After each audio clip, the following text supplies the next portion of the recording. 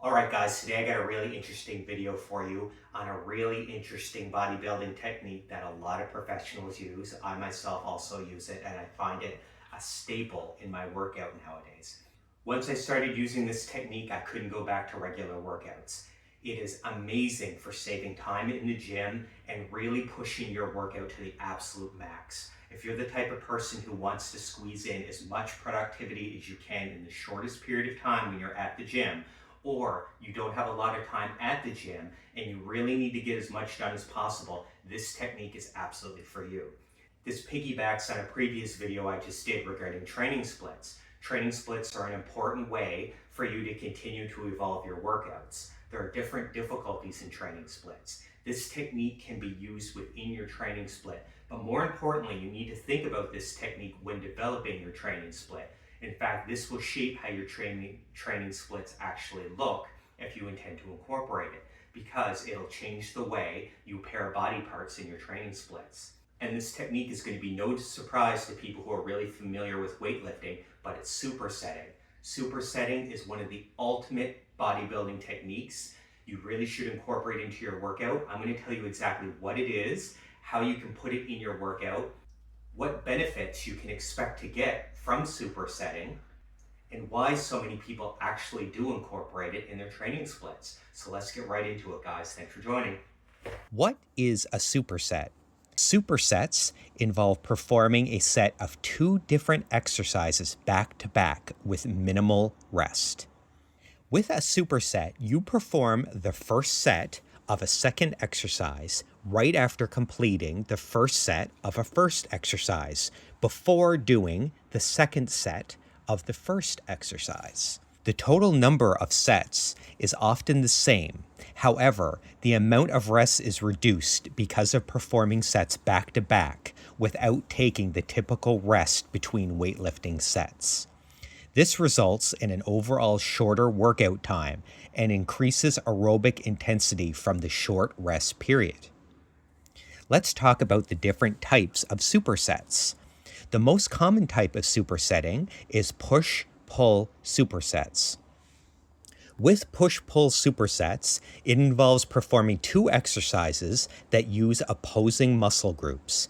Examples of push-pull supersets would include a bench press followed by barbell rows, or quad extensions followed by hamstring curls, or a barbell overhead press followed by pull-ups. Push-pull supersets are great for reducing your total workout time when performing resistance training for muscle growth. Because you are using opposing muscle groups, your strength on the second exercise will be less diminished from the first exercise, despite a very short or no rest period. By the time you start your second set, the muscle used in the first exercise should have had enough recovery time between your rest periods and the time spent on the second exercise set.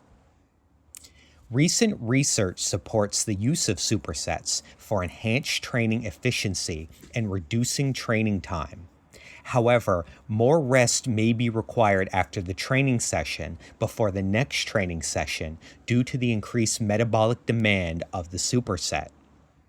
Overall, push-pull supersets are the most commonly studied superset protocol.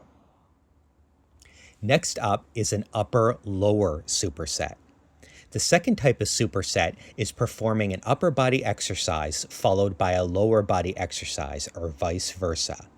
With this method, you can use large muscle groups in the lower body and get the upper body training in the same time frame. Upper-lower supersets are a good way to reap aerobic benefits alongside your strength training, particularly when rest periods are very short. Additionally, if your goal is to perform a full body workout in a single session, upper-lower supersets are a great choice. Otherwise, full body workouts can be incredibly time consuming. This time-saving protocol will aid in your workout. The final type of supersetting is pre-exhaustion compound isolation sets.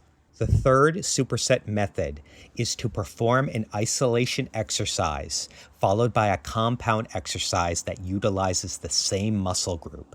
For example, performing bicep curls followed by seated rows. You can perform the isolation movement first or second.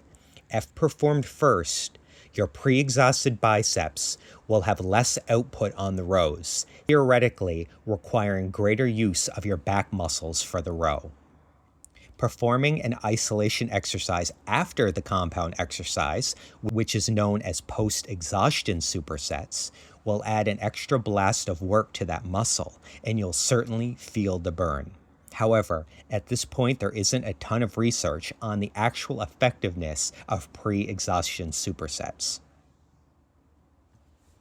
And there you have it. Those are the most common types of supersets and exactly what they are.